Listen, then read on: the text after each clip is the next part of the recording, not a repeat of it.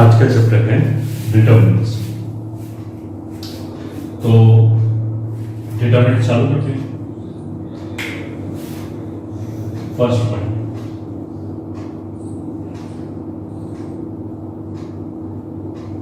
determinant is arrangement of numbers placed between two vertical lines and it is equals to a value called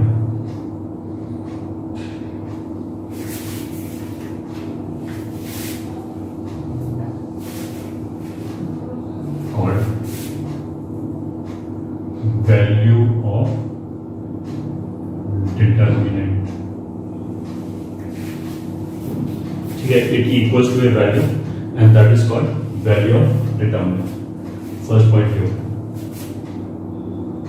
Second point, numbers are arranged in a square form and numbers placed vertically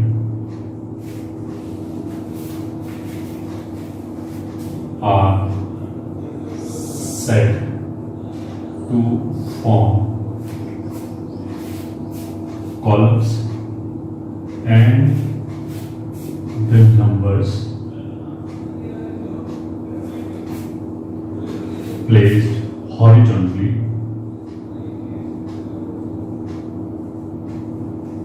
are said to form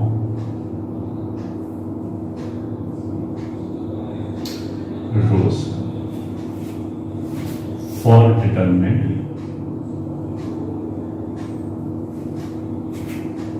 number of rows is equals to number of columns।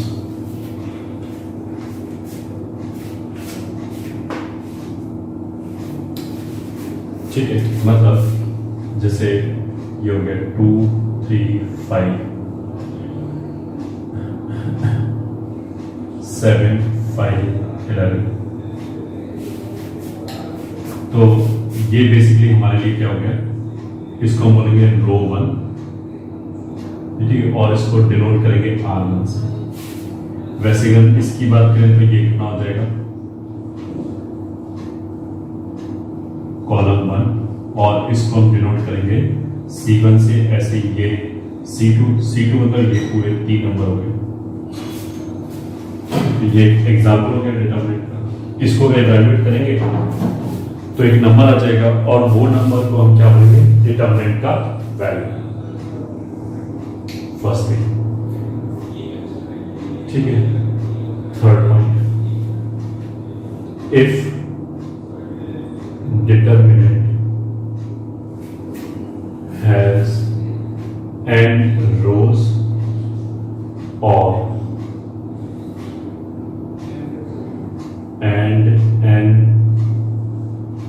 columns, then its order is given as। पहली बात तो जो determinant है उसमें जितनी रोज होगा उतना ही columns होगा, एग्जैक्टली बराबर ही होगा, तभी डिफाइन होगा, ठीक है, अदरवाइज डिफाइन होगा। पहली चीज। दूसरी, अगर मान लीजिए number of rose and number of columns n है तो हम क्या बोलेंगे, इसका ऑर्डर कितना है, n भी बोल सकते हैं, ऑर्डर n है, या फिर n क्रॉस n भी बोल सकते हैं, दोनों ही चलेगा।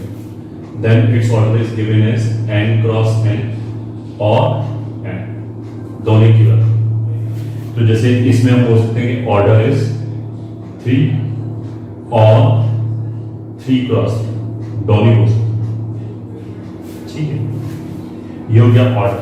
ऑर्डर मतलब बेसिकली क्या हो गया, number of rose and number of column, जो भी नंबर आएगा इक्वली आएगा उसी को ऑर्डर बोलेंगे। ये हो गया फर्स्ट थिंग, ठीक है। 3 पॉइंट्स हो गए। आगे 4th पॉइंट,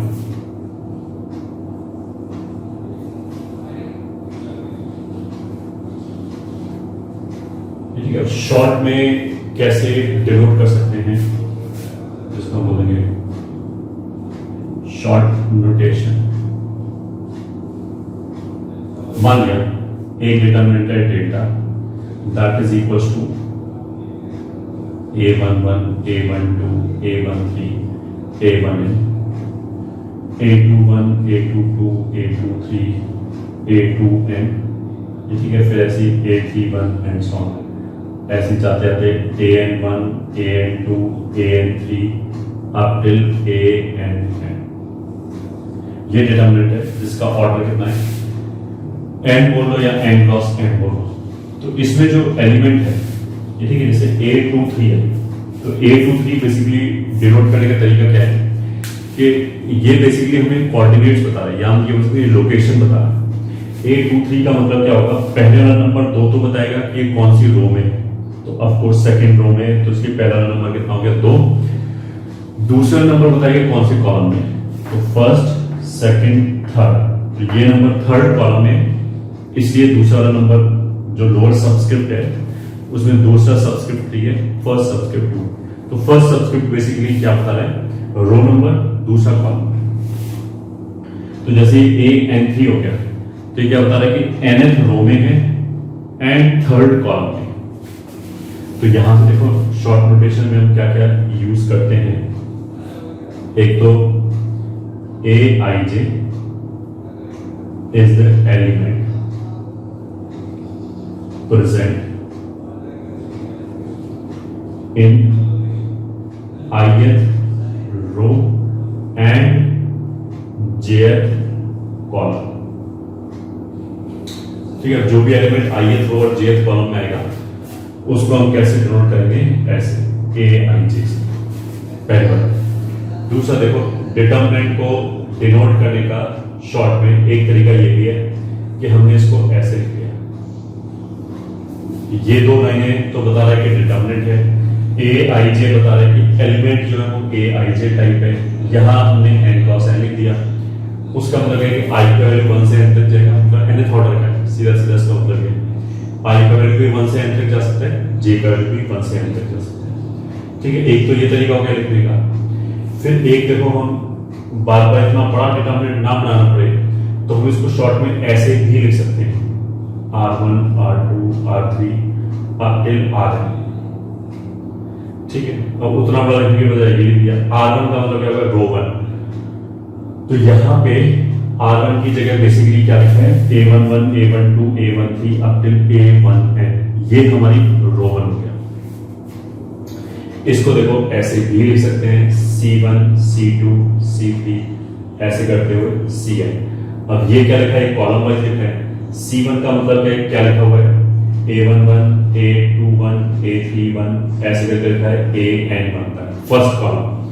अगर ये फर्स्ट कॉलम है तो दूसरा एलिमेंट हमेशा 1 1 1 1 1 1 आएगा, क्योंकि जो दूसरा नंबर है वो कॉलम नंबर बता है, ठीक है। ऐसे ही r3 का मतलब क्या है, उसमें थर्ड रो लिखा है, तो थर्ड रो का मतलब है a31 a32 a33 up till a3n, इसको जॉइंटली ऐसे लिखा है। तो this notation we will use, ठीक है, ताकि हमें बार बार इतना बड़ा ना लिखना पड़े।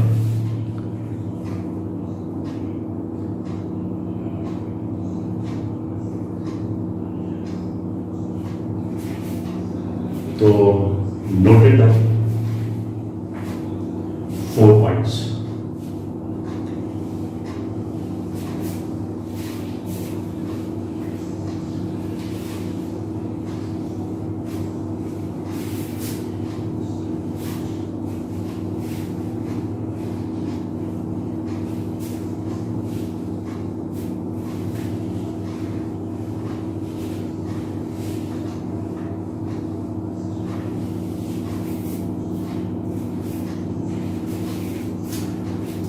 हैं नेक्स्ट फिफ्थ पॉइंट पे।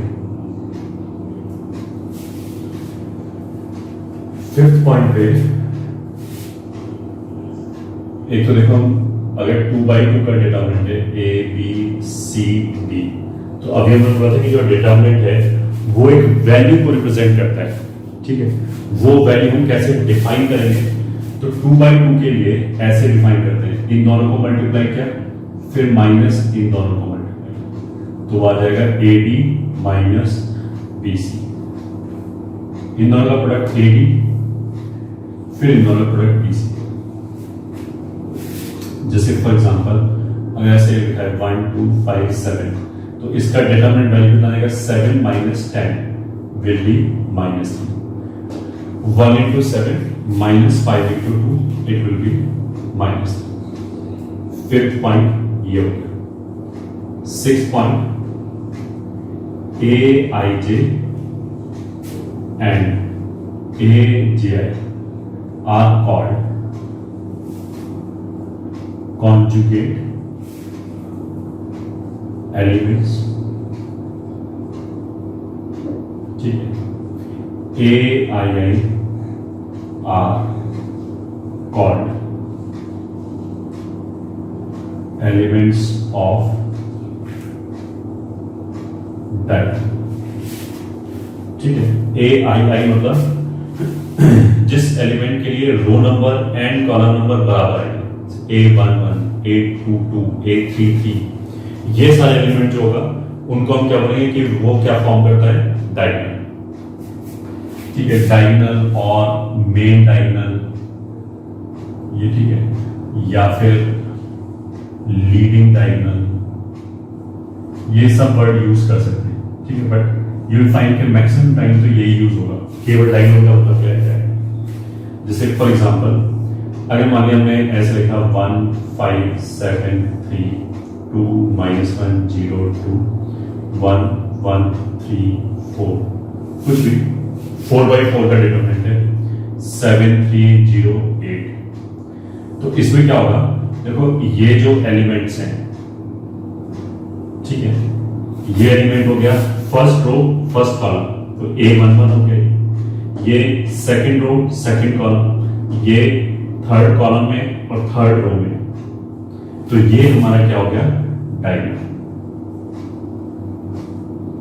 ठीक है। फिर 3/3 के लिए भी आएगा, 2/2 के लिए ये डायगोनल हो गया ऑफ कोर्स 1 7, ठीक है। n/n के लिए भी आएगा, ये तो हमने फॉर एग्जांपल 4/4 का एग्जांपल दिया है, ठीक है। A I J and A J आई मतलब A23 एंड A32, उनको हम क्या बोलते हैं, एक दूसरे का कॉन्जुगेट एलिमेंट। वो बेसिकली क्या होगा, इसके अबाउट सिमेट्रिक होगा। जैसे अगर ये वाला एलिमेंट देखें कि फर्स्ट रो सेकंड कॉलम में, तो first row second column A12, और ये वाला जो एलिमेंट है वो सेकंड रो में है एंड फर्स्ट कॉलम में, तो ये दोनों कॉन्जुगेट एलिमेंट्स हो गए एक दूसरे के। तो जो कॉन्जुगेट एलिमेंट्स होगा वो बेसिकली डायगोनल के अबाउट सिमेट्रिक होगा, ठीक है। ये और ये कॉन्जुगेट हो गया, ठीक है, ये और ये एक दूसरे का कॉन्जुगेट हो गया क्योंकि इसके अबाउट सिमेट्रिक है, तो इसी को हम लिख सकते हैं conjugate elements are symmetric about diagonal. Conjugate elements are symmetric about diagonal, ठीक है। ये हो गया हमारा 6th पॉइंट। अब आगे चलते हैं 7th point, minor of an element, ठीक है। ये भी एक टर्म है, इसको डिफाइन कैसे करते हैं वो ही लिखा जाए।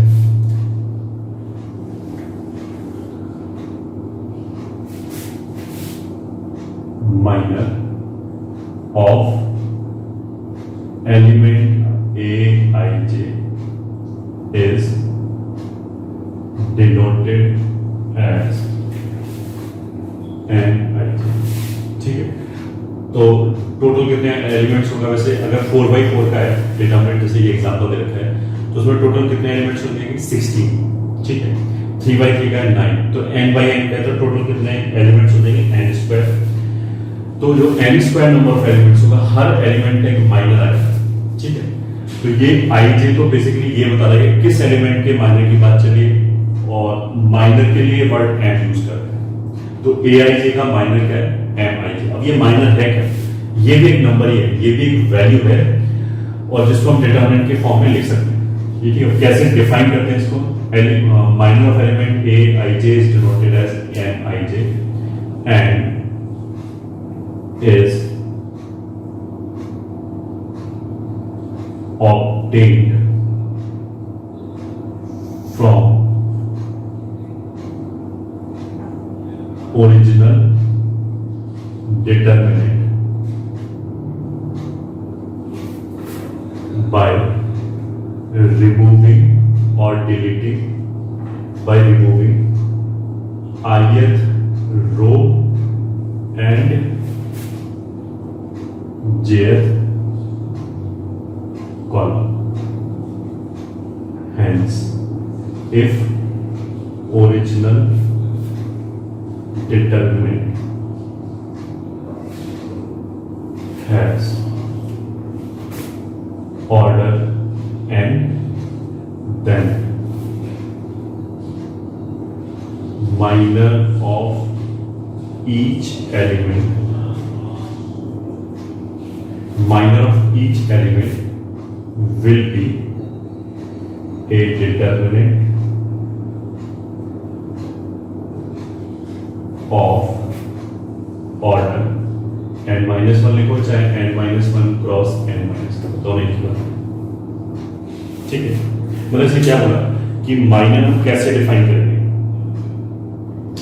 जिस एलिमेंट का माइनर चाहिए, जैसे मान लिया इसी एग्जांपल की बात करें, ठीक है, इसमें a 2 3 कितना है, सेकंड रो थर्ड कॉलम ये 0 है, a 2 3 कितना है 0, a 2 3 की वैल्यू कितना है 0, ये तो हमने इसे बताया। इसका जो माइनर होगा n23 वो कैसे मिलेगा, अगर a 2 3 की बात करेंगे तो हम क्या करेंगे, सेकंड रो हटा दिया, थर्ड कॉलम हटा दिया, और बाकी के सारे एलिमेंट से हमने जो डिटरमिनेंट बना उसको बना लिया, ये ठीक है, विदाउट डिस्टर्बिंग द ऑर्डर। मतलब ये और ये हटा के ऐसे बचा 1 5 3 1 1 4, वो एज इट इज लिखिए। तो दिस इज इक्वल टू 1 5 3, फिर दूसरा कितना हो गया 1 1 4, ठीक है। बेसिकली हमने ये हटाया एंड ये हटाया, तो ये बचा ना 1 1 4, 7 3 और 8 बचेगा क्योंकि ये हटा, तो ये कितना हो जाएगा 7 3 8। इसी में अगर हमने बोला कि माइनर ऑफ, ठीक है, कुछ भी a41, तो that is m41, that is equal to 41 मतलब फोर्थ रो फर्स्ट कॉलम, तो फोर्थ रो फर्स्ट कॉलम मतलब 7 की बात चली, तो ये हटा दिया, फोर्थ रो हटा दिया, फर्स्ट कॉलम हटा दिया, तो अगर इसको हटा दें तो ये बचेंगे, ठीक है। तो इनसे जो बनने वाला डिटरमिनेंट होगा वो कितना होगा 5 7 3 -1 0 2 1 3 4, ये डिटरमिनेंट होगा, ठीक है। तो ये माइनर हो गया। माइनर रिप्रेजेंट क्या करता है, वो कुछ भी करता हो, आगे चल के आएगा, बट माइनर को डिफाइन ऐसे करते हैं, ठीक है। ये बेसिकली डिटरमिनेंट हो गया, इसको हम इवैल्यूएट करेंगे तो नंबर आएगा, तो वो जो नंबर होगा वो ऑफ कोर्स इसकी वैल्यू होगी, ठीक। ये तो हो गया माइनर। अब नेक्स्ट टर्म क्या है, cofactor of element aij is denoted as, cofactor है तो कोफैक्टर में c आएगा, तो Cij and is defined as Cij is equals to -1 raised to power I plus j into mij। ठीक है, ऐसे डिफाइन कर। तो कोफैक्टर क्या होगा, -1 की पावर, मतलब एम आई जे ही है बस, -1 की पावर i प्लस जे का क्या मतलब है, अगर i प्लस जे मान लिया 2 हो जाए तब तो -1 का स्क्वायर 1 हो जाएगा, तो यहां से केवल कितना बचा, एम आई जे बचा, तो मतलब सी आई जे और एम आई जे बराबर हो जाएगा। अगर मान लिया i प्लस जे 5 हो जाए तो -1 रेज़ पर 5 विल बी -1, तो -1 into M I J will be minus M I J. तो कोफैक्टर जो माइनर होगा वो एक दूसरे का नेगेटिव होगा। तो कोफैक्टर और माइनर दोनों का जो वैल्यू आएगा वो हमेशा सेम ही आएगा मैग्नीट्यूड वाइज, बस साइन हो सकता है कि ऑपोजिट आ जाए, साइन सेम भी आ सकता है और ऑपोजिट भी आ सकता है। कब कब होगा, अगर आई और जे मिलके ऑड हो जाए, ठीक है, तब तो क्या होगा कोफैक्टर, तो आई प्लस जे बेसिकली ऑड हो जाएगा, ये ऑड हो जाएगा तो -1 रहेगा, -1 की पावर ऑड विल बी -1, तब तो ये दूसरे का नेगेटिव हो जाएगा। अगर आई और जे मिलके इवन रहे तो फिर -1 की कोई भी इवन पावर 1 ही रहेगी, तब कोफैक्टर एंड माइनर बराबर रहेगा, ठीक है। तो अल्टीमेटली हमें क्या बोला कि कोई भी एलिमेंट है a 2 3 फॉर एग्जांपल, तो इसका जो माइनर आएगा एंड इसका जो कोफैक्टर आएगा, तो 2 + 3 तो 5 हो गया विच इज ऑड। तो ऑड होने की वजह से क्या होगा कि जो इसका कोफैक्टर आएगा एंड माइनर आएगा वो एक दूसरे का नेगेटिव आएगा, ठीक है। अब मान लिया हमने बोला कि a31 ले लिया, a31 तो 3 + 1 कितना हो गया 4 विच इज इवन नंबर। तो a31 का जो माइनर आएगा एंड जो कोफैक्टर आएगा वो एग्जैक्टली सेम आएगा, ठीक है। तो cofactor is nothing but minor, बस एक साइन साथ में आ सकता है। तो जैसे इस वाले केस में 2 + 3 कितना हो गया ऑड है, तो इस वाले केस में जो C23 आएगा वो माइनस के साथ आएगा, -153, ठीक है। चलो इसको इधर रखते हैं, C23 विल बी -1, साथ में रहेगा 153 114 738 ऐसे आएगा ये, ठीक है। 4 और 1 5 ये भी ऑड है, तो इसका जो माइनर आएगा, सॉरी माइनर तो ये है, कोफैक्टर आएगा वो भी नेगेटिव साइन के साथ आएगा, फिर ये 573 -102 134, ठीक है। अगर लोअर सबस्क्रिप्ट का सम ऑड है तो बाहर माइनस आ जाएगा, इवन है तो सेम साइन रहेगा,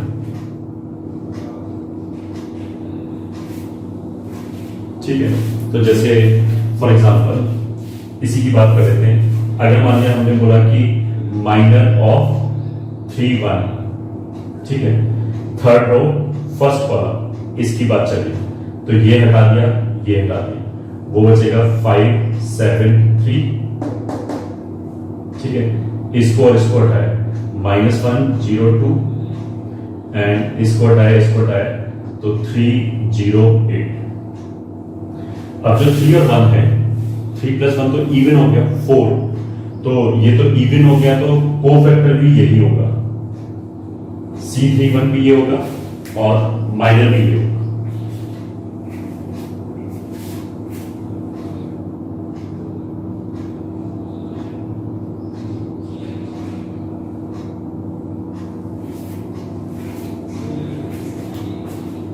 ठीक है। कर लिया इसको नोट, तो 5 6 7 points.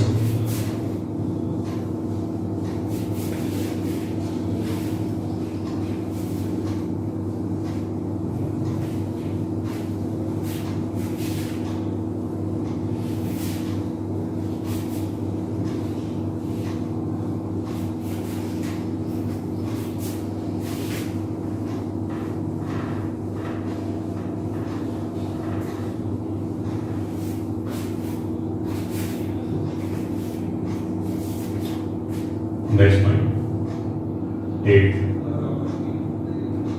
This is evaluation of determinant, ठीक। हमने बोला कि जो डिटर्मिनेंट है वो एक वैल्यू के बराबर है। किस वैल्यू के बराबर है अब वो निकालेंगे, ठीक है। उसको पहले मैथमेटिकल तरीका बताएंगे ऑफकोर्स। लिखने के लिए तो हम भाई nth डिग्री का लिखें, nth ऑर्डर का डिटर्मिनेंट लिखें, बट प्रैक्टिस में तो जो हमारे पास डिटर्मिनेंट जिससे हमें डील करना पड़ेगा वो 3 ऑर्डर के आएंगे मैक्सिमम। ठीक है, 2 ऑर्डर का तो और भी छोटा हो गया, और जल्दी हो जाएगा, और 4 या 5 ऑर्डर का ऑलमोस्ट कभी हमें जरूरत पड़ेगी, ठीक है। बट हमें प्रोसेस तो पता, हमें इवैल्यूएशन कैसे करें। तो मान लीजिए कोई भी डिटर्मिनेंट लिखा है n ऑर्डर का, a11 a12 ऐसे करके a1n a21 a22 a2n and so on.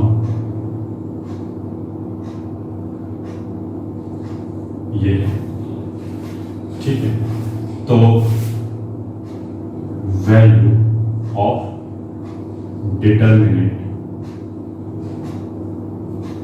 is equals to sum of product of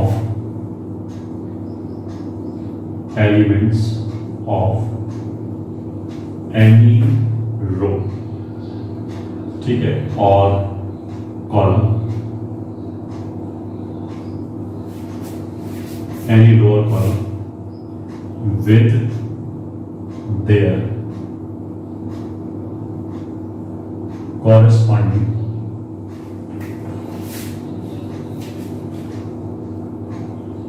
cofactors, ठीक है। और नोट क्या है, it will be same for all rows. मतलब किसी के भी लिए अगर हम इवैल्यूएट करें, किसी भी रो के रिस्पेक्ट में इवैल्यूएट करें, आंसर ऑफकोर्स बराबर ही है, ठीक है। तो इसने क्या बोला कि अगर हमें वैल्यू निकालना हो तो क्या होगा, सम ऑफ प्रोडक्ट्स, ठीक है। सम ऑफ प्रोडक्ट का मतलब क्या है कि जोड़ लिया प्रोडक्ट्स को ऐसे करके, ठीक है। किसके प्रोडक्ट को, एलिमेंट्स ऑफ एनी रो, किसी भी रो के एलिमेंट के लिए, मान लीजिए फर्स्ट रो के एलिमेंट के लिए, तो a11 a12 a13, अगर पहला एलिमेंट 1 है तो उसका मतलब क्या है, फर्स्ट रो का एलिमेंट है a14 अब फिर a1n, फिर पहले रो के एलिमेंट्स हो गए, इनका product with their corresponding cofactors. तो a11 का कोफैक्टर मतलब ये हटाया, ये जो डिटरमिनेंट आया, ये अपने आप में एक बड़ा डिटरमिनेंट आया n-1 प्लस n-1, उसको इवैल्यूएट कर लिया, वो जो वैल्यू आएगा उसको यहां मल्टीप्लाई कर दिया, तो इसी के हर एलिमेंट के करस्पॉन्डिंग कोफैक्टर से मल्टीप्लाई किया, ऐसे करके लास्ट में आ जाएगा C1n। ये जो नंबर आएगा, ठीक है, वो इस डिटरमिनेंट की वैल्यू होगी, ठीक है। थ्योरेटिकली ऐसे डिफाइन करेंगे।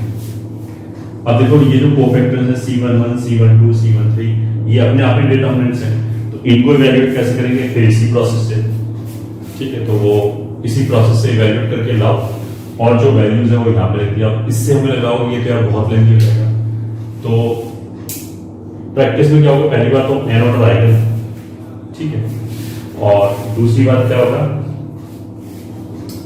कि हमारे पास और भी प्रॉपर्टीज हैं, प्रॉपर्टीज को यूज करके हम कैलकुलेशन को बहुत रिड्यूस कर सकते हैं, मतलब जितना देखने में बड़ा लग रहा है उतना है, ठीक है। ये तो हमने थ्योरी के लिए लिखा है।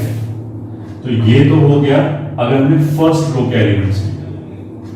अब मान लिया हमने और किसी थर्ड रो के एलिमेंट लिए, तो थर्ड रो में क्या होगा, फर्स्ट एलिमेंट हमेशा 3 आएगा, क्योंकि जैसे a13 लिखा है, इसमें पहला रो नंबर होता है, दूसरा कॉलम नंबर होता है।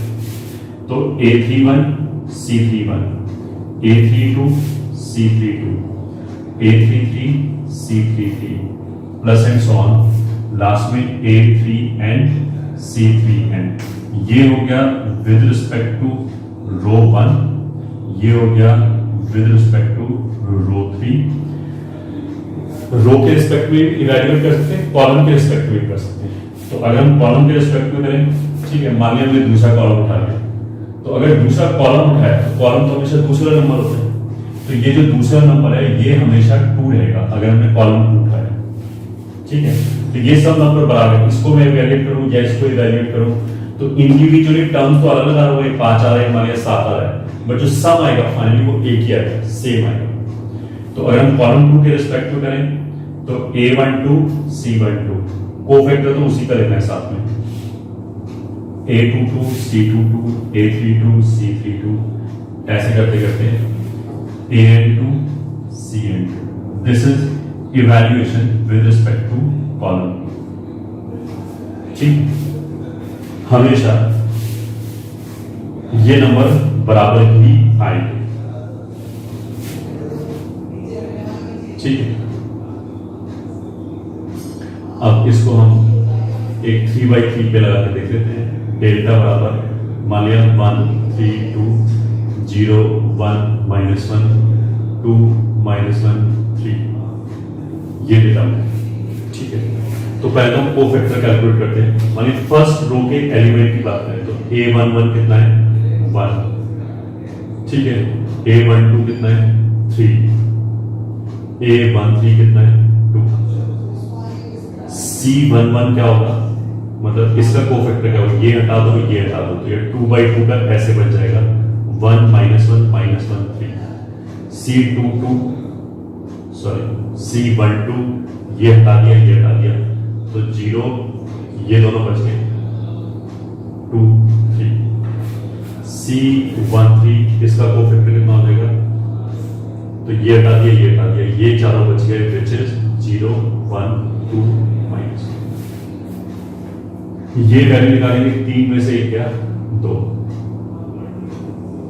ठीक है, ये वैल्यू निकालेंगे तो 0 -2 ये भी 2, ठीक है, ये वैल्यू निकालेंगे तो this is equals to again 0 और -2 या, ठीक है। अब डिटरमिनेंट की वैल्यू क्या होगी, उसने बोला कि एलिमेंट को करस्पॉन्डिंग कोफैक्टर से मल्टीप्लाई कर दिया, एलिमेंट को उसके कोफैक्टर से मल्टीप्लाई कर दिया इनटू ऐसे, जो क्या 2 + 6 - 4, तो आंसर कितना आ गया 4। ये तो हमने क्या किया है, evaluation with respect to row 1। अब किसी के भी रिस्पेक्ट में कर लो कितना ही आंसर आएगा, तो मान लिया हमने रो 2 लिया तो एलिमेंट्स हो गए A22 A23 A21 A22 A23, सही। सेकेंड रो तो एलिमेंट्स हो गए 0 1 -1, ठीक है। कोफैक्टर अब डायरेक्टली कर सकते हैं, वो तो समझाने के लिए मैंने ऐसे लिखा था C21, ठीक है, इसका कोफैक्टर चाहिए, सॉरी इसका C21 मतलब ये वाला सेकंड रो फर्स्ट कॉलम, तो ये हटा दिया ये हटा दिया, ठीक है। माइनस तो हम ऐसे करते हैं ना, ये हटा दिया ये हटा दिया, 3 2 -1 3, ये 2/2 का डिटरमिनेंट आ जाएगा। अच्छा मैंने गलती कर दिया, यहां पे बेसिकली हमें माइनस लिखते हैं, ठीक है, तो जो कोफैक्टर होगा वो ऐसे आएगा। ये तो हमने केवल जैसे C12 लिखा है, इसके लिए ये हटा दिया तो 0 -1 2 3 ये एज इट इज लिख दिया, but this is minor. Cofactor तो इसके साथ में एक नंबर और आएगा, तो अब 1 + 2 ऑड है तो यहाँ माइनस आएगा, ये ठीक है। 1 और 1 इवन है तो ये ऐसे ही रहेगा, 1 + 3 इवन है तो ये ऐसे ही रहेगा। इस माइनस की वजह से ये हो जाएगा -2, ये हो जाएगा -2, ये हो जाएगा -6, तो आंसर कितना आ जाएगा -8 आएगा, ठीक है। तो ऐसे जैसे C21 की बात करें तो 2 और 1 ऑड है तो माइनस और माइनर, तो 2 1 का मतलब क्या है, माइनर क्या हो जाएगा, this into this 9 + 2 11। C22 even है तो ये हटा दिया ये हटा दिया, ये चारों बचेगा, तो दिस इनटू दिस 3 -4 -1 2 3 ये वाला, तो ऑड है तो पहले अपनी तरफ से माइनस, ये हटा दिया ये हटा दिया, ये चारों बचा, तो 1 × -1 हो गया, 3 × 2 -6 हो गया, तो टोटल कितना हो गया -7।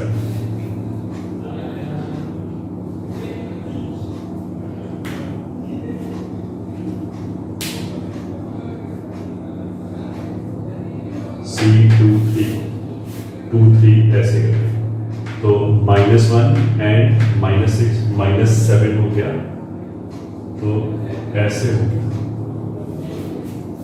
ठीक है, दोबारा सुनिए, C23 लिखा है, ठीक है, मतलब कोफैक्टर चाहिए 2 3 एलिमेंट का, तो 2 + 3 कितना हो गया, ऑड है, तो बाहर माइनस आएगा। किसके बाहर माइनस आएगा, माइनर के बाहर। माइनर क्या है, एक डिटरमिनेंट है, वो कैसे मिलेगा, अगर 2 3 की बात करें, मतलब सेकंड रो थर्ड कॉलम, इस एलिमेंट की बात करें, इसका माइनर चाहिए, तो ये रो हटा दो, ये हटा दो, तो 1 3 2 -1 ऐसा एक डिटरमिनेंट बचेगा 2/2 का, वो माइनर है, उसकी वैल्यू ऐसे निकालते हैं, this into this minus this into this, ये हम बताया 2/2 की वैल्यू कैसे निकालते हैं, तो हो जाएगा -1 -6, तो माइनर की वैल्यू आ गई -3, और होने की वजह से ऑपोजिट साइन आएगा, इसलिए ये माइनस आया, तो इसलिए ये आ गया। अब डिटरमिनेंट की वैल्यू कितनी आ जाएगी कि एलिमेंट 0 इंटू उसी का कोफैक्टर 11, फिर एलिमेंट 1 उसका कोफैक्टर -1, फिर एलिमेंट -1 ये उसका कोफैक्टर कितना है, ये 7, सो दिस विल बी 0, ये हो जाएगा -1 -7, तो वही -8। This was evaluation with respect to row 1, this is with respect to row 2। Column के लिए अपने आप हम निकाल के देख सकते हैं, वो भी इतना ही है।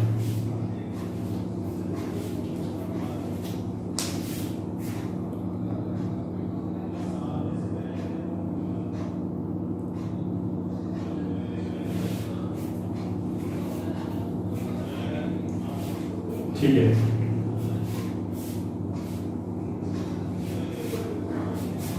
अब देखो एक इंटरेस्टिंग रिजल्ट क्या है कि अगर हमने किसी भी रो के एलिमेंट्स उठाए और उसी रो के कोफैक्टर्स उठाए, इनको मल्टीप्लाई करके जोड़ा, तो डिटरमिनेंट वैल्यू आ जाएगी। ठीक है, ऐसे ही हमने ये दूसरी रो के एलिमेंट्स उठा लिए, ये उसी के कोफैक्टर्स उठा लिए, उनको मल्टीप्लाई करके जोड़ा, तो सेम वैल्यू आएगी, डिटरमिनेंट वैल्यू।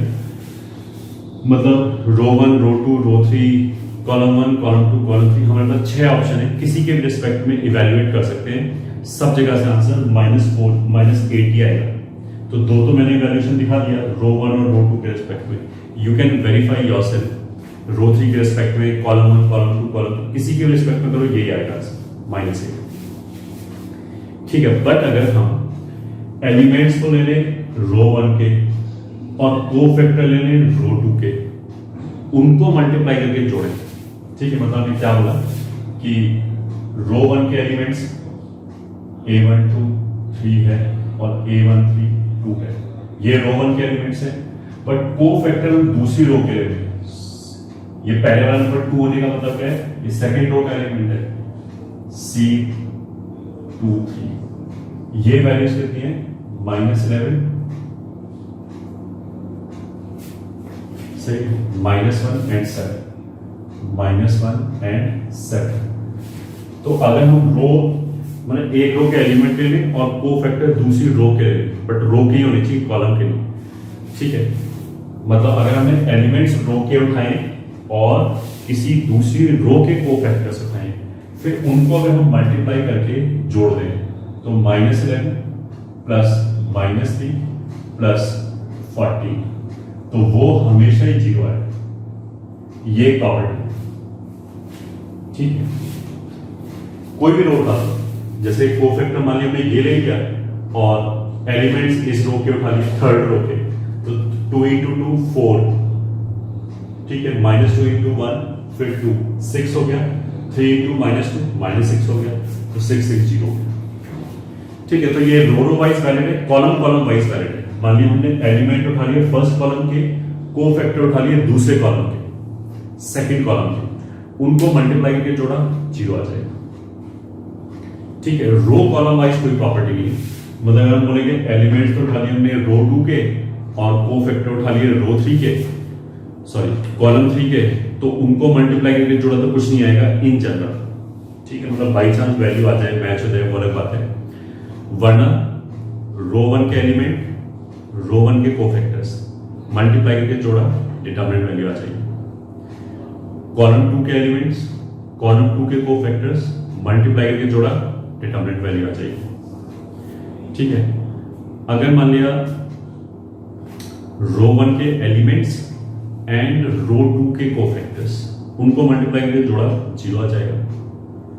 कॉलम 3 के एलिमेंट्स, कॉलम 2 के कोफैक्टर्स, उनको मल्टीप्लाई करके जोड़ा, 0 आ जाएगा। अब मान लिया कि रो 1 के एलिमेंट्स एंड कॉलम 2 के कोफैक्टर्स, उनको मल्टीप्लाई करके जोड़ा तो कुछ नहीं आएगा, ना डिटरमिनेंट ना 0 इन जनरल, ना तो डिटरमिनेंट वैल्यू आएगी ना 0 आएगी। ठीक है, तो आप नोट करिए इसको, then will write this property.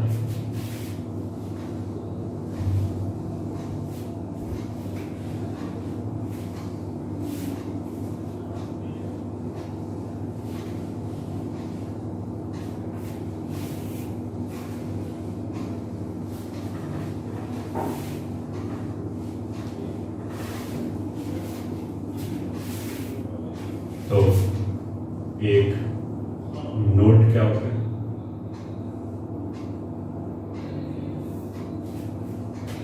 Note says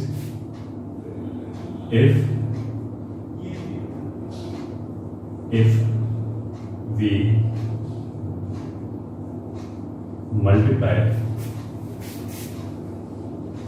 elements of a row with corresponding cofactors of any other row,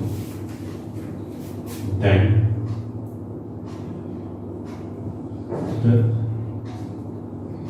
the sum of these products will be 0.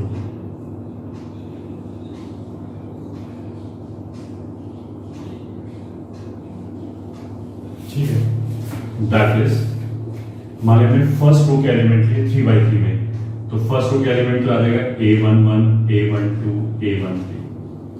ठीक है, और सेकंड रो के कोफैक्टर लिए तो c21, c22, c23। ठीक है, ये पहले वाला नंबर 2 है, तो उससे हमें पता लग रहा है कि ये कोफैक्टर सेकंड रो का है। इस वाले केस में पहले एलिमेंट 1 है, तो एलिमेंट्स कौन सा है, रो 1 का, ये हमेशा 0 आएगा। ठीक है, या फिर मान लिया हमने थर्ड कॉलम के एलिमेंट्स ले लिए, थर्ड कॉलम के एलिमेंट्स, कॉलम मतलब दूसरा नंबर, तो दूसरा नंबर हमेशा 3 आना चाहिए, तो a13, a23, a33, ये हो गए थर्ड कॉलम के एलिमेंट्स है, क्योंकि ए की टर्म्स में लिखा है। कोफैक्टर हमने किसी दूसरे कॉलम के ले लिए, मान लीजिए सेकंड कॉलम के, तो अगर हमें कोफैक्टर लेने तो सी, सेकंड कॉलम के लेने तो दूसरा नंबर 2 है।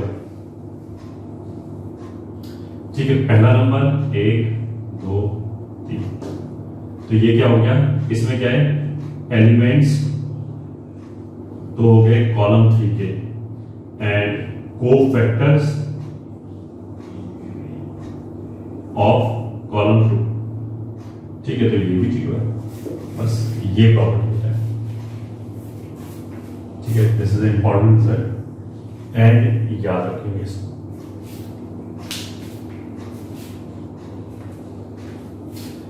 ठीक है, क्वेश्चन इवैल्यूएट। देखो, इन प्रैक्टिस हमें मैक्सिमम टाइम 3x3 के डिटरमिनेंट्स मिलेगा। ठीक है, हम मान लिया हमें डिटरमिनेंट मिला 1, 2, -1, 3, 0, 5, 1, 2, 0। तो इसको इवैल्यूएट कैसे करेंगे? ठीक है, तो ऐसे करके मान लिया फर्स्ट के रिस्पेक्ट में हमने किया, तो 1, 2 और -1। ठीक है, अब इसका कोफैक्टर, तो ये कौन से नंबर का एलिमेंट है, 1, 1 + 1 इवन है, तो सीधा माइनर लिखना है, तो ये हटा दिया, ये हटा दिया, this into this 0, minus this into this, तो -10। अब आता है 2 की बारी, तो ये हटा दिया, ये हटा दिया। ये जो 2 है वो कौन से नंबर पे एलिमेंट है? वो 1 2 फर्स्ट रो सेकंड कॉलम, तो 1 + 2 तो ऑड हो गया, तो इसका जो कोफैक्टर होगा वो माइनर का नेगेटिव होगा। तो माइनर कैसे निकालेंगे? ये हटा दिया, ये हटा दिया, ये चारों एलिमेंट बच गए, ठीक है, ये चारों बच गए। तो this into this minus this into this, हम ऐसे कर सकते हैं, वो माइनस कॉम्पनसेट करने के लिए इस बार उल्टा कर दिया, 5 into this minus this into this, ठीक है, तो वो कितना आ जाएगा? 5। अब -1, तो ये कौन से नंबर का एलिमेंट है? First row third column. वो तो बेसिकली एक बार अगर साइन डिसाइड हो गया, जैसे इसका पॉजिटिव डिसाइड हुआ, क्योंकि ये 1 1 है, इवन है, तो अब ऑल्टरनेट इवन ऑड आता रहेगा, तो इसके साथ प्लस माइनस फिर प्लस। फिर प्लस का मतलब क्या है कि इस एलिमेंट का माइनर एंड कोफैक्टर बराबर होगा। ये ठीक है, ये खुद माइनस है, वो तो आएगी ऑफ कोर्स, तो इसके लिए हटा दिया, सीधा सीधा ऐसे मल्टीप्लाई किया, माइनस ऐसे, तो वो आ जाएगा 6। तो ये आ गया -10 + 10 -6, तो आंसर कितना हो गया? -6। ठीक है, इसके रिस्पेक्ट में इवैल्यूएट करें, मान लिया सेकंड वाले को, या चलो इसके रिस्पेक्ट में इवैल्यूएट करें, तो ये वाला एलिमेंट कौन से नंबर का है? 1 2 ऑड है, तो 2, ये हटा दिया, ये हटा दिया। ऑड है तो हमने माइनस ऐसे कॉम्पनसेट कर लिया, उल्टा मल्टीप्लाई कर लिया, 5 - 3, तो 5 - 0, तो 5 हो गया। फिर इससे अगला नंबर +0 इंटू, ये तो प्लस के साथ क्या आएगा? ऑफ कोर्स ये हटा दिया, ये हटा दिया, तो 0 माइनस ऑफ -1 विल बी +1।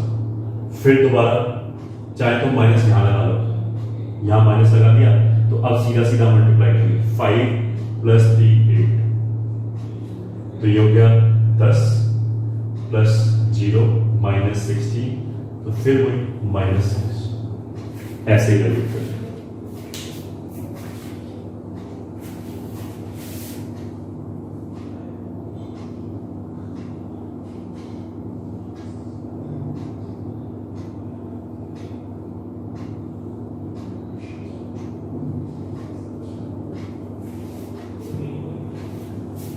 ठीक है,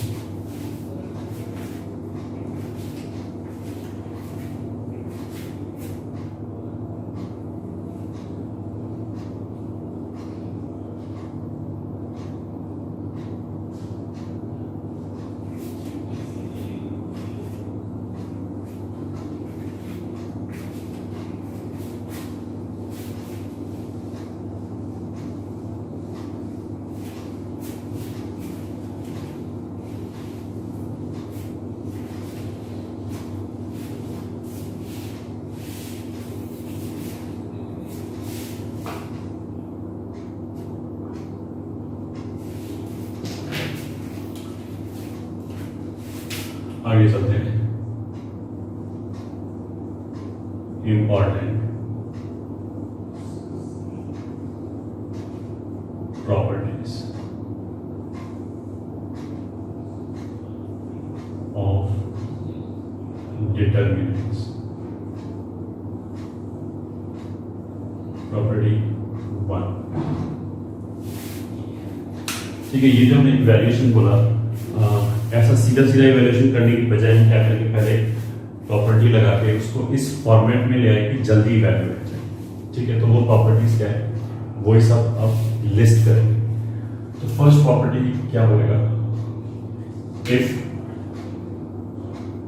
we interchange rows and columns,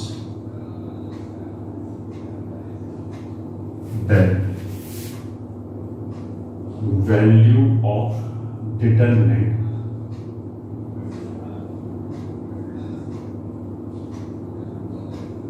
will remain unchanged। ठीक है, मतलब हम रोज को कॉलम बना दें एंड कॉलम को रोज बना दें तो कोई फर्क नहीं पड़ता, जो वैल्यू है डिटरमिनेंट का वो उतना ही रहेगा। अब इस प्रॉपर्टी की वजह से क्या हुआ कि जो भी प्रॉपर्टी रो पे वैलिड है, ठीक है, तो एज इट इज कॉलम पे भी अपने आप वैलिड हो जाएगा, क्योंकि रोज और कॉलम को तो हम चेंज कर सकते हैं, इंटरचेंज कर सकते हैं। तो आगे चल के आप प्रॉपर्टी लिखते समय मैं मतलब मैक्सिमम जगह आई विल रेफर ओनली रोज के रो में ऐसे कर लिया तो ऐसे हो गया, बट कॉलम पे भी वो बात एज इट इज एप्लीकेबल है बिकॉज ऑफ दिस प्रॉपर्टी। ठीक है, तो फॉर एग्जांपल अगर मान लिया एक डिटर्मिनेंट ऐसे है 1 2 5 -1 0 7 3 8 11, मान लिया ये है। अब इसकी ये जो रो 1 है, रो 2 है, रो 3 है, इसको हम कॉलम 1 कॉलम 2 कॉलम 3 बना दें तो कोई फर्क नहीं पड़ता, वही वैल्यू है। तो ये जो रो 1 है वो हो गया 1 2 5, ये जो रो 2 है -1 0 7, ये जो रो 3 है 3 8 11, तीनों ऐसे आ गए। ठीक है, रो कॉलम्स में कन्वर्ट कर दिया। ठीक है, मतलब 1 2 5 ये यहाँ रो 1 था, कॉलम 1 बन गया, ये रो 2 था, ये कॉलम 2 बन गया, ये रो 3 था, कॉलम 2। That's it. प्रॉपर्टी 2। ठीक है, प्रॉपर्टी 2 क्या है? If all entries of a row are 0, then value of determinant will be 0। ठीक है, ऑफ कोर्स अगर एक रो की सारी वैल्यू 0 हो जाए तो हम क्या करेंगे, उसी रो के रिस्पेक्ट में ओपन करके, अब जब रो के रिस्पेक्ट में ओपन करने का मतलब इवैल्यूएट करने का मतलब क्या है कि एलिमेंट्स को उनके कोफैक्टर से मल्टीप्लाई किया। अब कोफैक्टर की वैल्यू चाहे कुछ भी हो, अगर एलिमेंट्स ही 0 है तो अल्टीमेटली वैल्यू 0 है। तो दिस इज सेल्फ एक्सप्लेनेटरी, मेरे को इसमें एक्सप्लेनेशन देने की जरूरत नहीं एक्स्ट्रा। पॉइंट 3 या फिर property 3, if we multiply a determinant with a number k, then it can be taken inside a row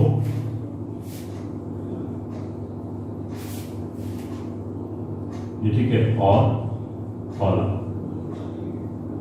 ठीक है, मान लो कोई डिटरमिनेंट लिखा हुआ है, उसको एक नंबर से हमने मल्टीप्लाई किया, तो वो जो नंबर से मल्टीप्लाई किया उस नंबर को हम किसी भी एक रो के अंदर ले आ सकते हैं, सब रो के अंदर नहीं ले जाएंगे। ठीक है, या किसी भी एक कॉलम के अंदर ले आ सकते हैं, वो चलेगा। ठीक है, तो यहां देखो हम थोड़ा शॉर्ट हैंड नोटेशन यूज करेंगे ताकि बड़ा बड़ा बार बार नहीं लिखना पड़े। मान लिया रो 1 रो 2 रो 3 रो 4 ऐसे 4 बाई 4 का डिटरमिनेंट लिखा हुआ है। ठीक है, इसको अगर हमने 7 से मल्टीप्लाई किया तो 7 को किसी भी एक रो में ले जाओ।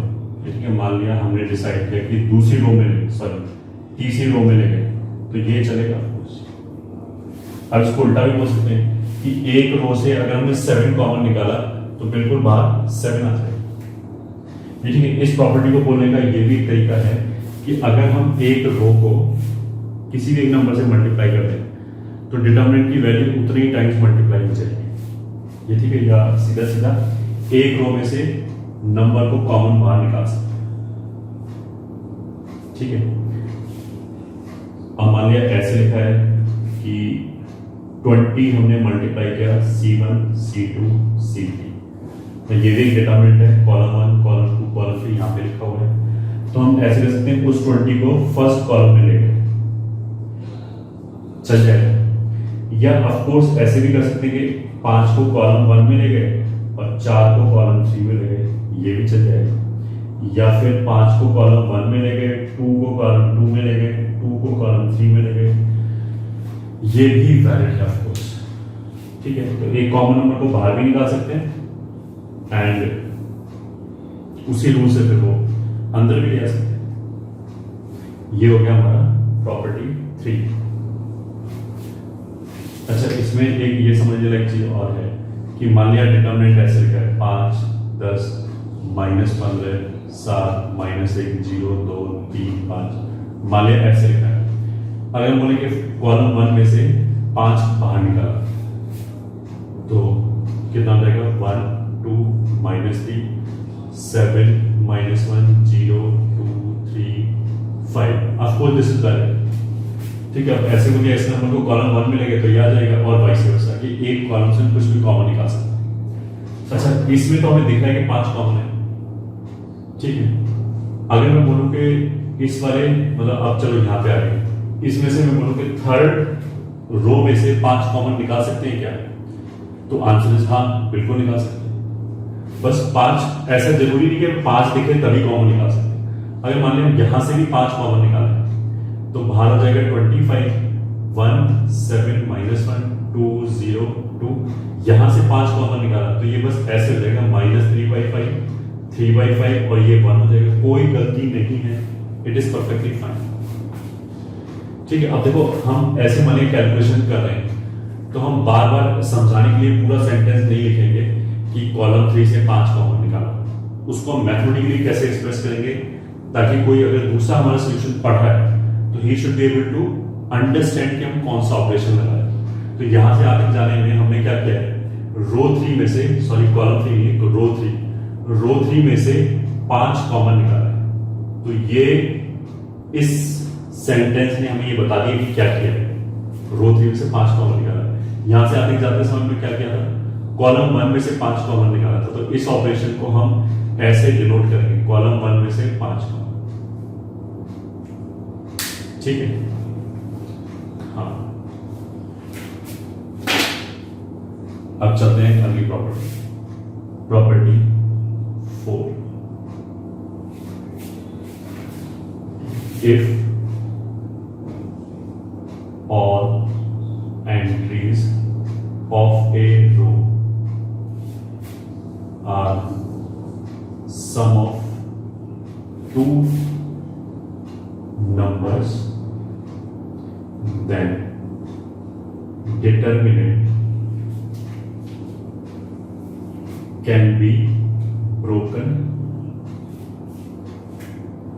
into 2 determinants। ठीक है, while all remaining rows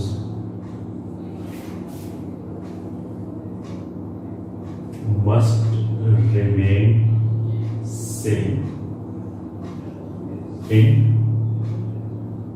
2 obtained determinant।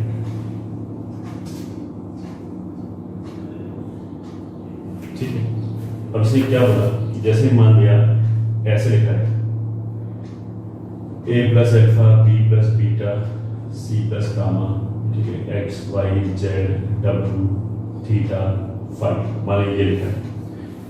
अच्छा, ये हमने पहले पढ़ा था फर्स्ट प्रॉपर्टी की वजह से कि अगर हम रोज एंड कॉलम को इंटरचेंज करें तो कोई फर्क नहीं पड़ता, कर सकते हैं आराम से।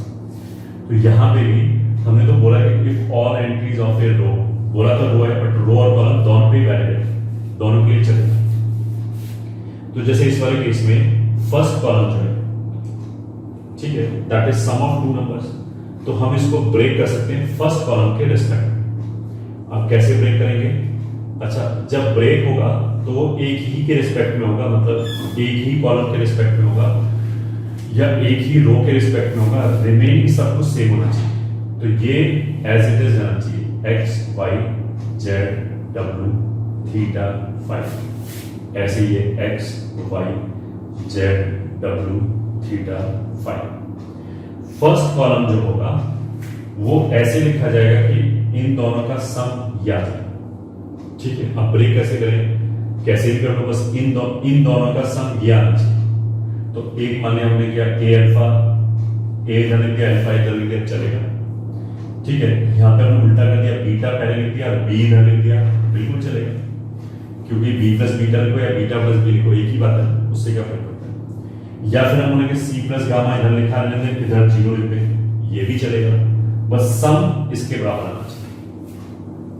ठीक है, दूसरा चीज क्या है कि ये आइडेंटिकल है, ये आइडेंटिकल है। तो अगर हम इधर से इधर आ सकते हैं तो ऑफ कोर्स इधर से इधर भी जा सकते हैं, दैट मीन्स कि हम दो डिटर्मिनेंट्स को जोड़ सकते हैं विद रिस्पेक्ट टू ए रो और कॉलम, बट उसकी शर्त क्या है कि जिस रो या कॉलम के रिस्पेक्ट में हम ऐड कर रहे हैं उसके अलावा दोनों डिटर्मिनेंट में सब कुछ आइडेंटिकल होना चाहिए। तो जैसे हमने इन दोनों को ऐड किया, इधर से इधर जा रहा है, तो इन दोनों को ऐड किया, मतलब कॉलम 1 को ऐड किया, कॉलम 1 के रिस्पेक्ट में एलिमेंट्स को ऐड किया, तो बचे हुए सब कुछ सेम होना चाहिए, ये बिल्कुल सेम होना चाहिए, तभी जोड़ सकते हैं। ऐसा नहीं हो सकता कि हम पहले कॉलम में भी जोड़ दें, दूसरे कॉलम में भी जोड़ दें, तीसरे कॉलम, ऐसे नहीं जुड़ेगा। बाकी सब कुछ सेम होना चाहिए और वो जो सेम चीज होगी वो एज इट इज आएगी, ये डबल नहीं होगा। मतलब ऐसे नहीं कि x प्लस एक्स हम यहाँ 2x लिख दें, एडिशन तो एक ही रो या कॉलम के रिस्पेक्ट में होगा। ठीक है, एक्सप्लेनेशन इज वेरी सिंपल कि अगर मैं इसको इवैल्यूएट कर दूं फर्स्ट कॉलम के रिस्पेक्ट में, ठीक है, तो a प्लस अल्फा के साथ आ जाएगा this into this minus this into this, ऐसे ही इसके साथ आ जाएगा। अब वो जो a प्लस अल्फा है उसको हमने अलग अलग कर दिया, a के साथ वो आ जाएगा, अल्फा के साथ वो आ जाएगी, यहां से कोई होगा, a के साथ वही चीज आ जाएगी, अल्फा के साथ वही चीज, एंड सो ऑन। ठीक है,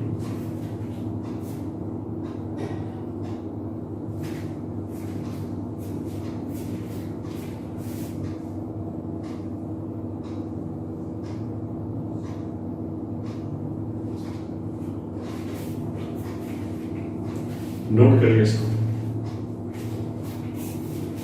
तो देखो, अगर फॉर एग्जांपल अगर मान लिया ऐसे लिखा है a plus B C plus D E plus F G plus H, तो it will not be equals to कि हम पहले वाले में तो a c e g रख लें और दूसरे वाले में b d f h रख लें, ये ऐसे नहीं चलेगा।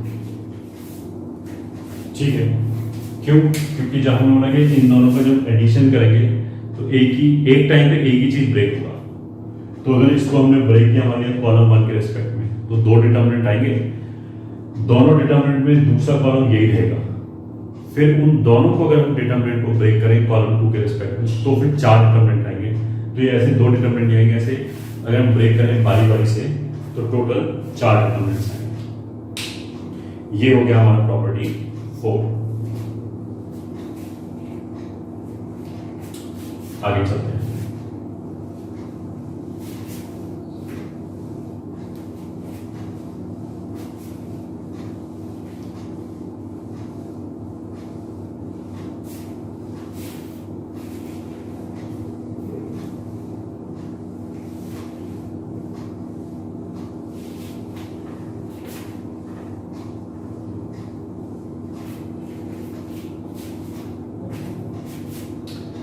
Property 5.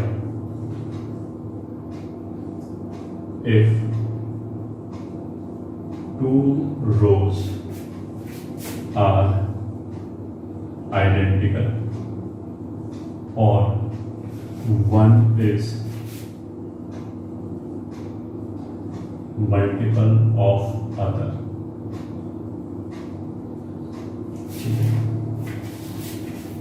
then value of determinant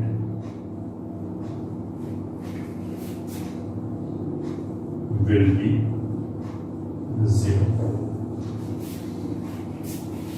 ठीक, if two rows are identical or one is multiple of other, ठीक है, मान लीजिए 2 रो एक जैसा है या फिर एक दूसरे का मल्टीपल है, तो अगर एक दूसरे का मल्टीपल है तो हम क्या करेंगे, जैसे एक रो में 1 2 3 लिखा है, दूसरे में उसका 5 गुना लिखा है, तो दूसरे में से 5 कॉमन बाहर लेके बाहर निकाल दो, तो दोनों आइडेंटिकल होते हैं। अगर ऐसा है तो डिटरमिनेंट की वैल्यू 0 आएगी। ठीक है, फॉर एग्जांपल मान लिया मैंने लिखा 1 2 3 -1 7 1 और 4 8 12। ठीक है, तो इसको अगर हम 4 से मल्टीप्लाई करने किया जाएगा तो इसलिए इसका वैल्यू कितना होगा 0, एज रो 3 इज 4 टाइम्स रो 1। ठीक है, ठीक है, क्यों 0 क्यों होगा? एक्सप्लेनेशन बहुत सिंपल है। अगर मान लिया हम इसको ओपन कर दें रो 2 के रिस्पेक्ट में, ठीक है, इसके रिस्पेक्ट में ओपन कर दें तो दिस इंटू दिस 24, 8 इंटू 3 24, फिर इसके 7 के लिए क्या आएगा, दिस इंटू दिस 12 -12, फिर इसके रिस्पेक्ट में आएगा 8 -8। कहने का मतलब क्या है कि अगर एक दूसरे का मल्टीपल होगा तो जो दो रो आइडेंटिकल हैं या फिर जिसमें कि एक दूसरे का मल्टीपल, उनको छोड़ के किसी भी दूसरे के रिस्पेक्ट में ओपन कर दो। ठीक है, अगर 4/4 का डिटर्मिनेंट है तो एक बार इवैल्यूएट किया तो 3/3 के डिटर्मिनेंट सब बनेंगे जो कोफैक्टर्स हैं, उन सबको हमने फिर ओपन कर दिया। बस जहां आइडेंटिकल वाली चीज है उनको टच नहीं किया, तो करते करते करते करते एक डिटर्मिनेंट नीचे आते जाएंगे, लास्ट में 2/2 के डिटर्मिनेंट्स बचेंगे। जैसे यहाँ पे तो पहले स्टेप में 2/2 के डिटर्मिनेंट बचेंगे, अगर ये 3/3 का है तो उसमें क्या होगा कि जो वैल्यू होगा सब 2/2 के डिटर्मिनेंट्स का वो 0 ही आएगा। तो जैसे ये इसका मल्टीपल है तो इन दोनों को छोड़ के बाकी के रिस्पेक्ट में ओपन किया, तो इसके रिस्पेक्ट में जब ओपन करेंगे तो एक डिटर्मिनेंट आएगा 2, 3, 8, 12 माइनर की फॉर्म में, उसके लिए 0 आएगी। फिर एक आएगा 1, 3, 4, 12, उसके लिए फिर 0 आएगी। फिर एक आएगा 1, 2, 4, 8, उसके लिए फिर 0 आएगी, क्योंकि जैसे मतलब ऐसे मल्टीप्लाई करते हैं ना, तो अगर ये इसका मल्टीपल होगा तो 0 ही आएगा हमेशा। इसलिए अगर किसी भी डिटर्मिनेंट में दो रो आइडेंटिकल हो जाए, ये ठीक है, ऑफ कोर्स जो रो पे वैलिड होता है वो कॉलम पे भी वैलिड होता है, तो अगर दो कॉलम्स आइडेंटिकल हो जाए फिर वही बात, वैल्यू कितनी आएगी, 0। ठीक है,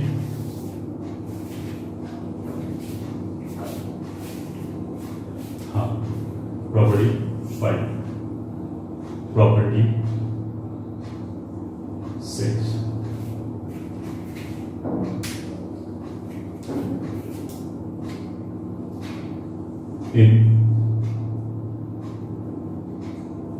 if we interchange any two rows, then value of new determinant is negative of value of old determinant। ठीक है, तो फॉर एग्जांपल मान लिया R1, R2, R3, R4 ये डिटरमिनेंट है, किसी भी दो रो को इंटरचेंज करते वैल्यू नेगेटिव हो जाएगा। तो मान लिया हमने फर्स्ट एंड थर्ड को इंटरचेंज कर दिया, तो रो 3 यहाँ आ गया, R2, R1 और बाकी सब ऐसे ही, तो वैल्यू नेगेटिव हो जाएगी। ठीक, तो जो रो के ऊपर वैलिड है वो कॉलम के ऊपर ही वैलिड है, तो C1, C2, C3। अगर मान लिया हमने पहले दो को इंटरचेंज कर दिया C2, C1, C3, तो वैल्यू नेगेटिव हो जाएगी। अब इसमें मान लिया हमने दोबारा इन दोनों को इंटरचेंज कर दिया या C2 और C3 को इंटरचेंज कर दिया इन दोनों को, तो C3, C1, C2 इन दोनों को इंटरचेंज किया, तो एक बार और नेगेटिव आ गया, नेगेटिव नेगेटिव प्लस हो गया तो वापस सेम हो गया। इसलिए ये कोई भी दो रो हो उनको अगर हम इंटरचेंज करेंगे वैल्यू नेगेटिव आ जाएगी, कोई भी दो कॉलम हो उनको अगर हम इंटरचेंज करेंगे वैल्यू नेगेटिव आ जाएगी। ठीक है, ये तो गया इंटरचेंज। इंटरचेंज जब हमने किया किसी भी दो रो को, तो बची हुई रो में से किसी को भी डिस्टर्ब नहीं किया, बाकी सब एज इट इज लिखी हुई है। ठीक है, then there is something called roll over. ठीक है, रोल ओवर का मतलब क्या है कि जैसे मान लिया हमने बोला कि R1 को दो रोज के ऊपर रोल ओवर कराया, तो उसका मतलब ये R1 उठाया, इन दो रोज को एक साथ खिसका दिया, ठीक है, इसको शिफ्ट कर दिया, अब जो खाली प्लेस बचा वहां R1 रख दिया। ठीक है, इंटरचेंज का मतलब तो क्या हो गया, R1 और R3 को ऐसे पलट दिया, R2 पे कोई फर्क नहीं पड़ा, वो वहीं जा। रोल ओवर का मतलब क्या है कि पहले तो हमने कितनी रोज के ऊपर रोल ओवर कराया, अगर हमने दो रोज के ऊपर कराया तो उस रो को उठाया, दो को खिसकाया, जो जगह बची वहां रख दिया। ठीक है, तो if a row is rolled over, ठीक है, मान लिया k rows, then value of new determinant will be -1 raised to power k times the value of old determinant. ठीक है, मतलब जैसे मान लिया ऐसे लिखा है 1 2 -1 4 3 2 1 5 7 1 0 0 2 1 1 1 मान लिया ये है, ठीक है। रो के ऊपर भी जा सकते हैं, कॉलम के ऊपर भी जा सकते हैं, ठीक है। एक तो मान लिया हमने क्या किया, इसको और इसको इंटरचेंज किया, ठीक है। तो जब हमने इसको इंटरचेंज किया, बाकी दोनों पे कोई फर्क नहीं पड़ेगा, बस ये उठा के इधर रख दिया, इसको उठा के इधर रख दिया, तो वो तो हो गया इंटरचेंज, ठीक है। इसको उठा के यहाँ रख दिया।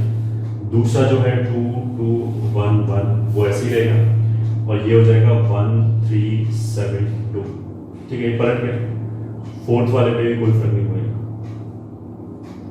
ठीक है। ये तो प्रोसेस हो गया जो यहाँ पे हमें बताया कि अगर इंटरचेंज किया तो किसी भी दो को करो, उससे फर्क नहीं पड़ता, first second second third second fourth कुछ भी करो, वैल्यू बस सिंपली क्या हो जाएगा, नेगेटिव। एक तो ये हो गया। Second thing is called rolled over. Row और कॉलम दोनों भी करा सकते हैं। मान लिया मैं ये बोलूं कि इसको मैंने रोल ओवर कराया 2 रोज के ऊपर, तो मैं क्या किया, इसको उठाया, ठीक है, इन दोनों को एक साथ खिसकाया, ये ठीक एक साथ शिफ्ट किया, तो 2 2 1 1 ऐसे आ गया, फिर -1 1 0 1, इसको तो हमने उठा रखा है, इन दोनों को इधर शिफ्ट किया, लास्ट वाले को छेड़ा नहीं, को वैसे लिखा है, ठीक है। तो ये खाली जगह बची, जब इन दोनों को इधर शिफ्ट कर दिया तो यहाँ पे खाली जगह बची, तो जो हमने ये उठा रखा है उसको बाहर रख दिया, तो दिस विल बी 1 3 7 2। ये हो गया रोल ओवर, ये तो हो गया इंटरचेंज, और ये हो गया रोल ओवर। रोल ओवर में क्या होगा कि -1 रेज़्ड टू पावर 2, क्योंकि इस बार 2 रोज के ऊपर रोल ओवर कराएगा। अब -1 रेज़्ड टू पावर 2 जो है वो तो बेसिकली 1 ही हो जाएगा, तो इसमें कोई फर्क नहीं पड़ा, उतना ही है, ठीक है। एक और, अगर मैं रोल ओवर कराया, फर्स्ट को उठाया 3 के ऊपर करा दिया, तो 3 के ऊपर कराने का मतलब है इन तीनों को ऊपर खिसका दिया, तो 3 2 1 5 7 1 0 0 2 1 1 1। अब इन तीनों को ऊपर शिफ्ट कर दिया तो एक जगह बची, वहां हमने 1 2 -1 4 को रख दिया, ठीक है। 3 रोज के ऊपर कराया तो इट विल बी -1 का cube. This is again roll over of row 1,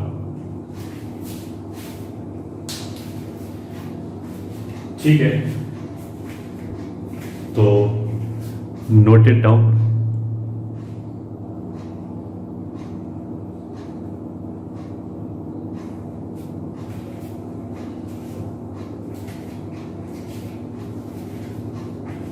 property 6,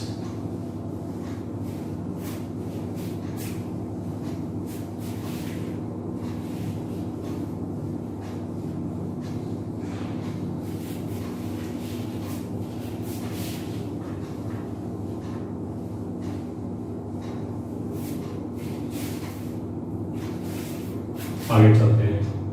property 7, this is very important property और VIP, in fact most important property यही है, ठीक है। In a row we can add any multiple of any other row. The value of determinant will remain the same। ठीक है, सबसे powerful property ये है कि हम किसी भी रो के अंदर किसी भी दूसरी रो का एक मल्टीपल जोड़ सकते हैं। ठीक है, बाकी दो रो के भी जोड़ सकते हैं। फॉर एग्जाम्पल, मतलब रो में भी चल जाएगा, कॉलम में भी चल जाएगा। आपको ये तो हमने कई बार बोल दिया कि मान लिया एक डिटरमिनेंट ऐसे लिखा है, रो 1, रो 2, रो 3, रो 4, 4x4 का है। तो हमने क्या किया, रो 1 में मान लिया हमने 3 टाइम्स रो 2 जोड़ दिया, बाकी सब ऐसे, तो कोई फर्क नहीं पड़ता, वैल्यू डिटरमिनेंट का उतना ही है। ठीक है, इन दोनों का वैल्यू सेम है। अच्छा, यहां से यहां तक जाने में हमने क्या किया, रो 1 में 3 टाइम्स ये जोड़ा है। इस बात को हम ऐसे जैसे शो कैसे करेंगे कि रो 1 गोज टू ये, ठीक है, रो 1 प्लस 3 रो 2, तो ये बता रहे कि केवल रो 1 को चेंज करना है और उसमें 3 टाइम्स रो 2 जोड़ना है। ठीक है, ऐसे करेंगे तो वैल्यू कोई चेंज नहीं होगा, उतना ही वैल्यू आएगा। ठीक है, उतना ही वैल्यू क्यों आएगा, इट इज वेरी ऑब्वियस। जो हमने एक प्रॉपर्टी पढ़ाया था कि एक रो के रिस्पेक्ट में ब्रेक कर सकते हैं, तो अगर इसको मेरे को बोला जाए तो हम इसको ब्रेक कर सकते हैं रो 1 के रिस्पेक्ट में इस डिटरमिनेंट को, प्लस मतलब इन दोनों को अलग कर दिया, 3 रो 2, रो 2, रो 3, रो 4। ये प्रॉपर्टी हमने पढ़ाया कि एक रो के रिस्पेक्ट में डिटरमिनेंट को ब्रेक कर सकते हैं, कर दिया ब्रेक। अब देखो ये दोनों एक दूसरे का मल्टीपल हो गया। ये भी एक प्रॉपर्टी था कि अगर एक रो दूसरे का मल्टीपल हो जाए तो उस डिटरमिनेंट की वैल्यू 0 होती है। ठीक है, तो इसके लिए 0 होगी, ओरिजिनल डिटरमिनेंट हमें ऐसे ही मिल गया जैसे पहले था, इसलिए दिस प्रॉपर्टी विल वर्क। ठीक है, बट हमें ध्यान क्या रखना है, इसलिए बताया कि रो 1 चेंज किया है। ठीक है, अगर हमने रो 1 चेंज किया है तो रो 1 का कोफिशिएंट 1 ही रहना चाहिए। रो 2 में तो यार 3 लिख लो, 30 लिख लो, कोई फर्क नहीं पड़ता। रो 1 में कोफिशिएंट 1 ही रहना चाहिए। रो 1 का अगर हमने कोफिशिएंट मान लिया 2 कर दिया तो डिटरमिनेंट की वैल्यू भी डबल हो जाएगी। तो जिसको हम चेंज करें उसका कोफिशिएंट 1 रहना चाहिए। तो फॉर एग्जांपल कॉलम वाइज बोले, मान लिया कॉलम 1, कॉलम 2, कॉलम 3 ऐसे लिखा है, 3x3 का डिटरमिनेंट है, तो हम ऐसे कर सकते हैं, कॉलम 1 में 3 टाइम्स कॉलम 2 घटा दिया प्लस 5 टाइम्स कॉलम 3 जोड़ दिया और बाकी को ऐसे लिखा रहने दिया C2। तो वैल्यू पे कोई फर्क नहीं पड़ेगा, वैल्यू उतना ही आएगा जितना पहले से आ रहा था। तो यहां से यहां तक जाते समय हमने क्या किया, कॉलम 1 को चेंज किया है, ये तो ये बता रहे हैं। और हमने कॉलम 1 को चेंज किया है तो कॉलम 1 का कोफिशिएंट 1 ही रहना चाहिए, तो कॉलम 1 का कोफिशिएंट तो 1 ही रहेगा। इसमें हमने 3 टाइम्स कॉलम 2 घटाया और 5 टाइम्स कॉलम 3 जोड़ा है, ये चल जाएगा। ठीक है, लॉजिक होगी, इसको भी 3 डिटरमिनेंट ब्रेक कर लेंगे। दूसरे डिटरमिनेंट में C2 ये मैच करेगा, इसकी वैल्यू 0 हो जाएगी। तीसरे डिटरमिनेंट में ये दोनों मैच करेगा, इसकी वैल्यू 0 हो जाएगी, तो नेट वैल्यू इसलिए 0 आएगी। ठीक है, तो in a row we can add any multiple of any other row. ये सबसे ज्यादा पावरफुल प्रॉपर्टी है और इस प्रॉपर्टी से हम बेसिकली क्या करने की कोशिश करेंगे कि अगर हमें कहीं पे भी डिटरमिनेंट इवैल्यूएट करना है 3x3 का, तो इस प्रॉपर्टी को यूज करके I will try to create zeros in a particular row और कॉलम। किसी भी एक रो में हम जीरो क्रिएट करने की कोशिश करेंगे इस प्रॉपर्टी को लगा के। ठीक है, और जब जीरो क्रिएट हो जाए, जिस रो में ज्यादा जीरो आ रहे हैं उसी के रेस्पेक्ट में वैल्यूएट कर दिया तो हमें कम कैलकुलेशन करनी पड़ेगी। तो जो हम पहले बोल रहे थे कि मान लीजिए 4x4 का डिटरमिनेंट है, उसको अगर हम प्रोसेस से इवैल्यूएट करें, ठीक है, तो मतलब एलिमेंट इनटू उसका कोफैक्टर, फिर दूसरा एलिमेंट इनटू उसका कोफैक्टर, तो वो जो कोफैक्टर्स आएंगे वो 3x3 के डिटरमिनेंट्स आएंगे। तो अगर एक डिटरमिनेंट में 4x4 का इवैल्यूएट करना है तो उसमें 4 टर्म्स आएंगे, चारों में 3x3 के डिटरमिनेंट्स आएंगे, तो 3x3 के 4 डिटरमिनेंट थोड़ा कैलकुलेट करेंगे। उसकी बजाय हम क्या करेंगे, सबसे पहले ये प्रॉपर्टी लगाया और एक रो में 3 जीरो क्रिएट कर लिया, मान लिया हमने, फिर उसी रो के रिस्पेक्ट में ओपन कर दिया। कैसे क्रिएट कर लिया देख लेते हैं। ठीक है, मान लिया हमने बोला कि फाइंड 1 2 3 1 0 1 5 7 2 1 3 माइनस 1 1 1 2 1, मैंने ये इवेल्युएट करना है। तो हमने क्या किया, इस 1 को देख के इनको 0 बना दिया। ठीक है, कैसे बना दिया, कॉलम 2 में हमने ट्वाइस ऑफ दिस घटा दिया। ठीक है, मतलब हमने क्या किया, column 2 goes to column 2 minus 2 column 1। ठीक है, तो 1 0 2 1, इसमें से इसको 2 से मल्टीप्लाई करके घटाया। देखो इसका कोफिशिएंट 1 रहेगा, मतलब इसी में से घटाएंगे, उल्टा नहीं घटाया। तो इसको 2 से मल्टीप्लाई करके घटाएंगे तो 2 माइनस 2 0, 1 माइनस 0 1, 1 माइनस 4 तो माइनस 3, 1 माइनस 2 माइनस 1। ये हो गया कि कॉलम 2 में से ट्वाइस ऑफ कॉलम 1 घटा दिया। अब देखो ये दोनों हमने लिख लिया। अब जो नया डिटरमिनेंट आया उस डिटरमिनेंट में और इसमें कॉलम 1 तो वही है, तो साथ में ही हम ऐसे भी कर सकते हैं कि column 3 goes to column 3 minus 3 column 1। इसमें से हमने 3 टाइम्स ये घटा दिया तो ये भी 0 हो जाएगा साइमल्टेनियस। 0 5 में से 0, 3 में से 3 टाइम्स ये 6 घटाया तो माइनस 3, 2 में से 3 टाइम्स ये तो 3 घटाया माइनस 1। ठीक है, इसको 0 करने के लिए सीधा सीधा C4 को C4 माइनस C1, फिर इसमें से ये सीधा ही घटा दिया तो 1 minus 1 0, 7 minus 0 0, minus 1 minus 2 minus 3 0, ये कर। अच्छा, एक चीज ध्यान देने वाली बात है कि मान लिया हमने ऐसे किया कि यहां से यहां पे C1 को हम चेंज करें C2 को यूज करके। अब मान लिया हमें C2 को चेंज करना हो C1 को यूज करके। ठीक है, तो वो फिर इसमें से करेंगे, उल्टा इसमें से नहीं करेंगे, एक साथ नहीं कर सकते।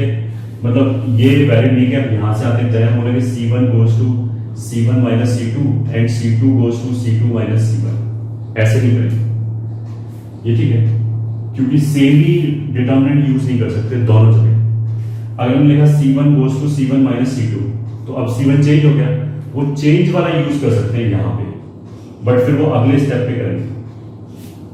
सेम C1 C2 यूज नहीं कर सकते, इसमें से ये घटा दें इसमें से ये घटा दें, फिर तो क्या होगा, हमेशा ही दोनों डिटरमिनेंट, दोनों जो कॉलम आएंगे वो एक दूसरे का नेगेटिव आएगा हमेशा, तो हमेशा वैल्यू 0 आ जाएगी, तो किसी भी डिटरमिनेंट की वैल्यू आएगी नहीं। ठीक है, ऐसे कर सकते हैं कि जैसे हमने यहाँ पे कॉलम 1 चेंज नहीं किया बट तीनों जगह कॉलम 1 यूज किया है, वो चल जाएगा। वो किसी भी एक स्टेप में करो या एक साथ करो, एक ही बात। ठीक है, अब देखो अगर मेरे को ये इवैल्यूएट करना है तो इसके रिस्पेक्ट में करेंगे ऑफ कोर्स। तो फर्स्ट रो का फर्स्ट एलिमेंट इनटू इसका ये कौन सा एलिमेंट है 1 1, A1 1 है, row number 1 column number 1, 1 plus 1 even है, तो इसका कोफैक्टर एंड माइनर बराबर ही आएगा। ठीक है, प्लस ही आएगा, तो इसका माइनर क्या आएगा, ये हटा दिया ये हटा दिया ये बच गया, मतलब 1 0 0 माइनस 3 माइनस 3 माइनस 3 माइनस 1 0 ये आ गया। ठीक है, अब जैसे इनको लिखने का कोई फायदा नहीं है, तो माइनस 0 इतना प्लस 0 इतना, क्योंकि वो तो 0 हो गया। तो पर्पज ही हमारा ये था कि मैक्सिमम 0 बने, तो ये एक डिटरमिनेंट आ गया। ठीक है, अब इसको इवैल्यूएट किया, अब ये ऑलरेडी अच्छी फॉर्म में लिखा हुआ है, इसमें ऑलरेडी 2 0 लिखे हुए, तो बहुत अच्छी बात है, हमने इसी के रिस्पेक्ट में आप इसको इवैल्यूएट कर दिया। So this will be 1 into ये फिर 1 1 हो गया। ठीक है, उससे कोई मतलब नहीं, अब ये नया क्वेश्चन है, ये 1 1 हो गया तो इसको हटा दिया इसको हटा दिया। ठीक है, 1 1 इवन है, मतलब साइन चेंज नहीं होगा, तो ये वाला डिटरमिनेंट एज इट इज आएगा। तो this into this 0 minus this into this, तो 0 माइनस 3 और आगे कुछ है नहीं, तो नेट आंसर कितना हो गया -3। ये इस डिटरमिनेंट की वैल्यू हो गई, ये प्रॉपर्टी यूज कर। तो नोट इट डाउन।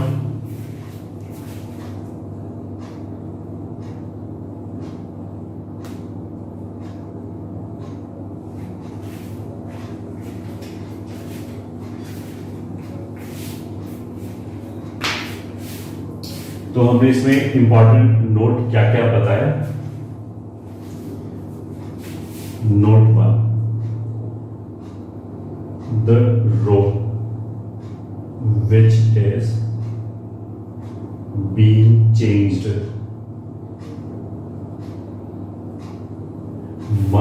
है कोफिशिएंट एज 1। मैं यहां जैसे C4 को चेंज किया तो C4 का कोफिशिएंट 1 होना चाहिए। C4 goes to C1 minus C4, ये भी नहीं चलेगा, वरना वैल्यू नेगेटिव आ जाएगी। C4 का कोफिशिएंट या तो -1 हो गया ना, 1 ही होना चाहिए, पहला तो ये होता है। Note 2, if C1 is being changed using C2, मतलब कॉलम 1 को हम चेंज करें कॉलम 2 यूज करके, then simultaneously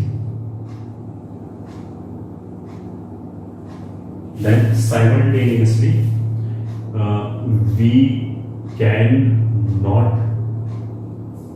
change C2 using old C1। ठीक है, मतलब हमने C1 को चेंज करें C2 यूज करके, तो C2 को हम तुरंत चेंज नहीं कर सकते वही C1 यूज करके।